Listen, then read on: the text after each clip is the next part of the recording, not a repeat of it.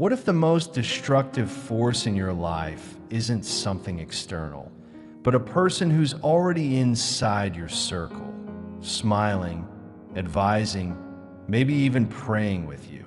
What if their compliments are crafted not to uplift, but to subtly control? And what if their presence is not just draining your peace, but slowly detouring you from your God-given destiny? All while you think they're helping you grow? We live in a world where appearances deceive, where kindness can be a mask, and charm can camouflage deeply rooted manipulation. The scariest individuals are not the ones who openly attack, but the ones who enter your life under the disguise of friendship, love, or mentorship, then gradually twist your perception, question your worth, and dismantle your confidence piece by piece. Evil rarely kicks down the door. It whispers through familiarity, smiles during your breakthroughs, and offers comfort while sowing seeds of self-doubt. Discernment is no longer optional. In this generation, it's a spiritual necessity. You don't need to be paranoid, but you do need to be aware. Because people who operate with selfish motives, hidden agendas, and cold manipulation are often the ones who blend in best. They thrive in your blind spots and flourish when you second-guess yourself. And if you don't learn to identify their patterns early, you may spend years entangled in relationships that hinder your growth, block your blessings, and slowly consume your joy. Today, we're going to break through the confusion. We'll explore 8 unmistakable signs that an evil person may be in your life. Not to condemn them, but to protect you. Because once you can see clearly, you can choose wisely. You can protect your peace. You can set boundaries. And you can finally start attracting relationships that honor the person you're becoming, not sabotage who you are. Get ready, because once these signs are revealed, you'll never unsee them again. And that awareness could change everything that will manipulate you, not because they are lost or confused, but because they actively thrive on destruction. If you don't recognize the warning signs, you'll invite these people into your life, mistaking them for friends, partners, or mentors, when in reality they are obstacles or barriers between you and the person you're striving to become now. You might be thinking, well, I'd like to believe in the goodness of people. I'd like to assume the best, and that's noble, admirable even, but it's also naive, because assuming the best in someone without assessing their actions is an optimism. It's blindness, and blindness is dangerous. When you can't see clearly, you fall into traps, you get deceived, and before you know it, you're entangled in relationships or environments that drain you, demoralize you, and sometimes even break you. So how do you develop awareness? How do you train yourself to recognize those who operate in bad faith? The first step is to pay real attention, not just to what people say, but to what they do. This is crucial, because words are easy, talk is cheap, and bad people, especially the manipulative ones, are often incredibly skilled at using words to disguise their true nature. They'll tell you exactly what you want to hear, presenting themselves as kind, generous, or wise. But if you truly watch them, if you observe their actions closely, you'll start to see cracks in the facade. One of the most reliable warning signs of a bad person is inconsistency. Their words and actions don't align. They promise loyalty, but betray trust when it benefits them. They preach virtue, but live in deception. They claim to support you, yet their actions undermine you. And here's the trick: they don't want you to notice this discrepancy. In fact, they rely on you not noticing. They assume you won't be paying close enough attention to see the pattern. But if you cultivate awareness, if you train yourself to watch rather than just listen, you'll start catching these inconsistencies, And once you see them, you can't unsee them. Another key sign to watch for is how a person treats those who can do nothing for them. This is a major test of character, because anyone can be kind when it benefits them. Anyone can pretend to be generous when they know there's something to gain. But if you want to see a person's true nature, watch how they treat those beneath them in status. How do they speak to the waitress at a restaurant? How do they behave toward the janitor in their office? How do they act when there's no potential reward for their kindness? A person who is cruel to the powerless is revealing something fundamental about their soul, and that cruelty won't stay confined to those beneath them. It will eventually spill over into every area of their life. And if you get too close, you'll become a target. Now, let's talk about deception, because manipulation and deceit are the primary weapons of bad people. This is how they control others, how they get what they want without revealing their true intentions. And the frightening thing is many of them are highly skilled at deception. They've spent years, sometimes decades, refining their ability to twist reality in their favor. And if you're not careful, if you're not vigilant, you can fall for it. One of the most common manipulation tactics is gaslighting. You've probably heard this term before, but let's define it clearly. Gaslighting is when someone distorts your perception of reality to make you doubt your own judgment.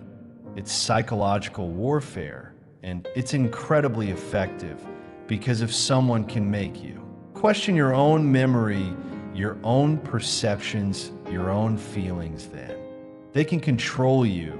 They can make you believe whatever suits them. They can paint themselves as the victim when they were the aggressor. They can convince you that you're overreacting when you're responding appropriately. And over time, this warps your ability to trust yourself. And when you can't trust yourself, you're lost. So, how do you protect yourself from deception? How do you guard against manipulation? The first step is to trust your instincts. If something feels off in an interaction, if there's a discrepancy between what's being said and what's actually happening, pay attention to that feeling. Don't dismiss it. Don't rationalize it away. Your subconscious is incredibly good at picking up on inconsistencies. Even if you can't immediately articulate them, the second step is to ask yourself, does this person make me feel confused? This is important, because when you're dealing with an honest, straightforward person, things are clear. Communication is direct, you know where you stand, but when you're dealing with a manipulator, there's always a lingering fog of confusion. One moment, they're warm and affectionate. The next, they're cold and distant. One moment, they praise you. The next, they tear you down. And you start to wonder, am I the problem? I imagining things. No, you're not. That confusion is intentional. It's a tactic. And if you find yourself in a relationship, whether personal or professional, where you're constantly second guessing reality, that's a major red flag. The third step is to observe how a person reacts when confronted with the truth. This is a critical test, because good, decent, honest people can acknowledge when they've made a mistake. They can admit when they're wrong. But a manipulator, they will never admit fault. Instead, they'll deflect, they'll shift flame, they'll twist the conversation around until suddenly you're the problem. You bring up a valid concern, and instead of addressing it, they explode in anger, guilt trip you, or make you feel like you were wrong to even bring it up. That's not normal conflict resolution. That's emotional manipulation. So what do you do when you recognize these behaviors? The answer is simple, but not easy. You distance yourself. You set boundaries. You don't engage in arguments with people who are committed to distorting reality, because you won't win. You can't reason with someone who has no respect for the truth. And here's the final most important thing: you cannot change these people. This is a trap. that many fall into. If I just love them enough, if I just explain things clearly, if I just give them another chance, maybe they'll change. No, people don't change unless they want to, and bad people, the truly deceitful, manipulative, toxic ones, don't want to change because their tactics work for them. They get what they want, they thrive in the chaos. They create. Your job is not to fix them, your job is to protect yourself, to cultivate awareness, to build relationships with people who add to your life, not drain it, because your future, your success, your happiness depends on the company you keep. And if you allow bad people into your inner circle, you will pay the price. So be vigilant, be discerning, and most importantly, never ignore what your gut is telling you. One of the most damning characteristics of a bad person, one of the clearest warning signs that you're dealing with someone truly dangerous, is their refusal to take responsibility for anything, not just the little things, their entire approach to life. It's a fundamental failure to confront reality. They will always point the finger outward. It's always someone else's fault. And if you don't develop the ability to recognize this trait early on, you risk spending years entangled in the psychological games of those who will never admit they are wrong. And nothing is more exhausting or soul draining than that they surround themselves with enablers, people who will absorb the blame and carry their failures because deep down they know that without this support, their entire illusion would collapse. They seek out individuals, often good-hearted and conscientious people, who are willing to shoulder responsibility on their behalf. This is a fascinating pattern because people with strong moral character frequently become targets for those who refuse to take accountability for their own actions. But why does this happen? Why are bad people so drawn to good people? The answer is simple. Bad people need good people to survive. If you have integrity, believe in fairness, and try to see the best in others, you're precisely the kind of person a manipulator or a blame shifter wants around. You'll make excuses for them. You'll say maybe they had a tough childhood, or maybe they just need more time to grow. Meanwhile, they will continue using you as a shield against reality. Now, let's take this a step further. What happens when someone refuses to take responsibility for their actions? What kind of person do they become over time?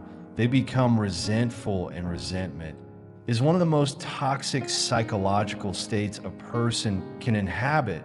If you go through life blaming everyone else for your problems, you eventually start believing the world itself is unjust. You convince yourself that others are conspiring against you. Once you believe that, you begin to justify all sorts of destructive behavior.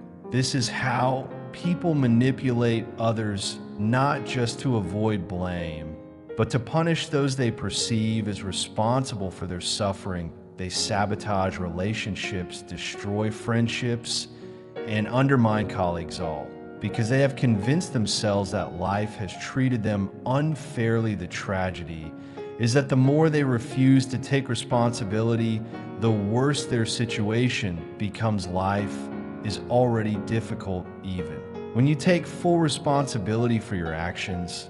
But if you reject accountability, life doesn't just become difficult, it becomes unbearable. Every time you avoid blame, refuse to learn from a mistake, or shift the burden onto someone else, you lose control over your own destiny. I see this often in people with a victim mentality. They say things like, I can't succeed because the system is rigged, or I'm not happy because others keep bringing me down. What they don't realize is that every time they say this, they reinforce their own helplessness. They teach themselves that they have no control over their lives. And once you believe that, once you convince yourself that you are not the primary agent in your own story, you become a puppet in someone else's narrative. And here's the thing, bad people want you to believe that you have no control. They want you to think that everything is just fate, luck, oppression, or whatever excuse suits them at the moment. Because the moment you take control of your life, the moment you say, I am responsible for where I am and I can change it, you become immune to their manipulation. You stop playing their game. So how do you protect yourself from these kind of people? First, pay attention to patterns. If someone in your life always has a reason why nothing is ever their fault, that's a massive red flag. If every time something goes wrong, they immediately look for someone else to blame, you need to be very careful. Because if you're not, you will become their scapegoat, second whole people. Accountable, don't let them rewrite history. If you see someone twisting the truth, if you see them avoiding responsibility, call it out, at least in your own mind. If you don't, you will start to doubt your own perceptions. And that's exactly what they want. They want you confused, second-guessing yourself. Because the more uncertain you are, the easier you are to control and finally take full responsibility for. Your own life. Don't wait for permission to succeed. Don't let other people's excuses become your excuses, because at the end of the day, the only thing worse than dealing with someone who refuses to take responsibility is becoming someone who refuses to take responsibility. And if you're not careful, if you let these people influence you for too long, that's exactly what can happen. Be vigilant, watch for the signs, and never ever let someone else's lack of accountability drag you down with them. One of the most dangerous and insidious traits a person can possess, one that often hides in plain sight, is envy. It is a quiet, corrosive force. It doesn't announce itself. It doesn't come with a flashing sign saying, here, I am ruining everything good in your life. No, it festers in the background, disguised as a concerned friend, a helpful colleague, or even a loving family member. But beneath the surface, it seeks to tear you down. And here's the thing, truly destructive individuals are full of envy. They can't stand to see you succeed. They can't stand to see you grow. In their mind, your success is a direct attack on their failures. And this is where resentment comes into play. Envy alone might just be a private, bitter emotion, but resentment, that a weapon. That's when a person starts thinking, not only do I wish I had what you have, but I also think you don't deserve it. And if I can't have it, let's connect this to what we've already discussed, awareness. Recognizing the traits of bad people before they infiltrate your life is crucial, and envy is one of those traits. If you don't catch it early, it can poison your relationships, your confidence, and your ability to move forward. We talked about manipulation and deception. Well, here's how envy ties, and people who are envious of your success will never admit it directly. That would require honesty. Instead, they disguise their resentment as advice or concern. You've seen this before, haven't you? Tell someone about an exciting goal or project, and instead of encouragement, they plant doubt in your mind. Oh, that's a really competitive field. Are you sure you're cut out for that? Or, most people fail when they try something like that. I just don't want to see you get disappointed. They say these things as if they care about you, as if they're trying to protect you, but they're not. They're trying to keep you small. They see you climbing and they feel threatened. So they pull you back down to where they are comfortable. Now you might think maybe they don't mean any harm. Maybe they're just being really IC, but ask yourself, would they say the same thing to someone else? Would they react the same way if it were their own success on the line? The truth is, people who struggle with envy often have a pattern. They only discourage those they secretly see as competition. And then there's accountability. As we discussed, bad people never take responsibility for their shortcomings. And what does that lead to? Envy. Because when you refuse to own your failures, when you refuse to acknowledge that your success or lack of it is due to your own actions, the only option left is to blame others. And who do they blame? The ones who are succeeding, the ones moving forward, while they remain stuck. Instead of thinking, maybe I need to work harder, make better choices, push myself more. They think it's not fair. They had better opportunities. They had more luck. They don't deserve it. When resentment builds, it doesn't just stay inside a person, it leaks into their actions, their words, their interactions with you. And that's where envy turns into sabotage. Sometimes it's subtle, passive, aggressive comments, dismissive attitudes, a lack of support. When you need it most, sometimes it's direct, spreading rumors, trying to discredit you, working against you behind your back. And the worst part, if you're not careful there, envy can start to infect you if you let them. Plant seeds of doubt. You might start questioning yourself. Maybe they're right. Maybe I don't deserve this. Maybe I should hold back, not try. So hard, not dream. So big, don't let that happen. But that's exactly what they want. They want you to shrink. Because if you do, they won't have to face their own failures. If you stay small, they can remain comfortable. Now, let's flip the perspective, because there's a lesson here for you too, and this part might sting a little. Ask yourself, are you harboring envy toward others? Do you secretly resent someone else's success? If so, you need to address it immediately. Envy is poison. If you don't root it out, it will destroy you from the inside out. The right response to seeing someone succeed isn't resentment. It's learning instead of asking why them.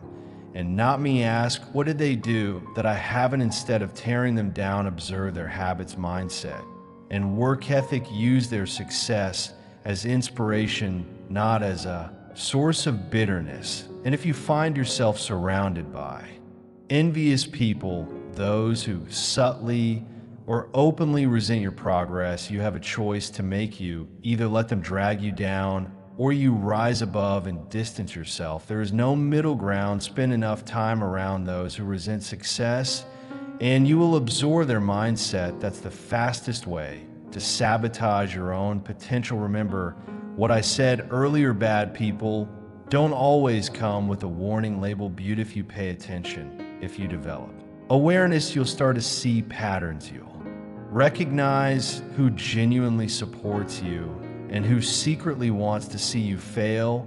And once you see it, you can't unsee it. When you recognize envy for what it truly is, a reflection of someone else's insecurity, not a measure of your worth, you take away its power.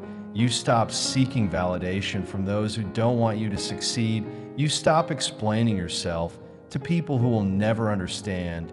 And most importantly, you stop feeling guilty for outgrowing those who refuse to grow themselves. Because at the end of the day, your success isn't about them.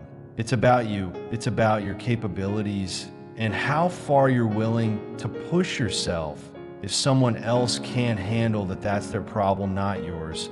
But don't let their resentment become your limitation. There's too much at stake, and you have too much potential to waste it trying to appease people who are never going to clap for you anyway.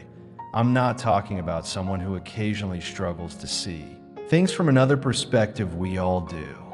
That I mean someone who fundamentally does not care about the impact of their actions on others. Someone who, when you're suffering, either sees it as irrelevant or worse, as an opportunity. You need to recognize this. If you don't, you'll end up making excuses for them, thinking you could change them, or even worse, believing that their treatment of you is somehow deserved. Now, let's tie this back to the bigger picture. Earlier, I talked about awareness, being able to spot the warning signs. Well, this is one of the most important ones, because if you fail to recognize someone's lack of empathy, you open yourself up to immense psychological damage. People without empathy don't just accidentally hurt others, they do it systematically, without remorse, and often in ways that aren't immediately obvious. How does that work? Go back to the second key point: manipulation and deception. A person who lacks empathy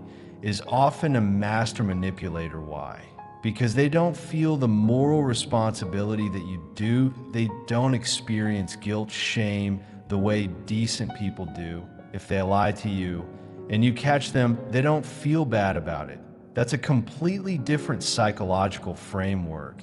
It means they will twist reality not just to protect themselves, but to control you. Have you ever had someone make you doubt your own emotions, your own reactions? You tell them, hey, that really hurt me, and they look at you like you're crazy, like you're the problem for even bringing it up. That a tactic, it's designed to ensure you never stand up for yourself. Because the moment you start questioning your own feelings, your own perception of reality, you become easier to control. And if they can control your emotions, they can control your actions. Now, let's move to the third key point: lack of accountability. Why do they refuse to take responsibility for their actions? Think about it. If you lack empathy, you don't actually care about the consequences of your actions on others. If you hurt someone and they tell you, and you feel no internal guilt, why would you take responsibility? The answer is instead you'd shift the blame. You'd say you're just too sensitive, or that's not what it meant, or why are you always so dramatic? Do you see the pattern? This is a fundamentally dangerous way of thinking. Accountability is what allows people to grow. If you can't admit when you're wrong, you can never improve. And if you never improve, you either stagnate or worse, descend into deeper levels of malevolence. And that's when envy and resentment take hold. That brings us to the fourth key point: envy and resentment. Why do people who lack empathy often harbor deep resentment? Because when you don't take responsibility for your own life, you blame others for your failures. And when you blame others, you begin to resent them, their success, their happiness, their ability to form real connections. That a toxic cycle, it doesn't just destroy their own life, it poisons everyone around them and the puppet that has to respond to live.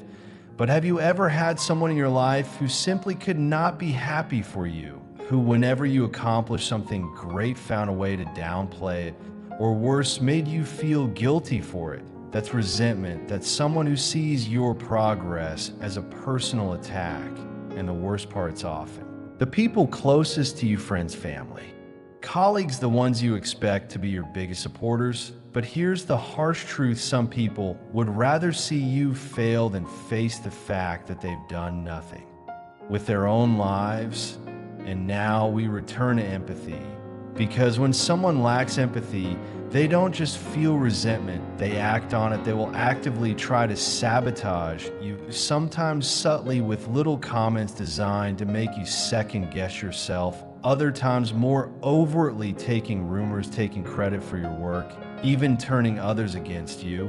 And the terrifying thing, because they lack empathy, they don't even see a problem with what they're doing. In their mind, they're justified. They convince themselves that you deserve to be taken down a notch, that you owe them something, that their feelings of inadequacy are somehow your fault now.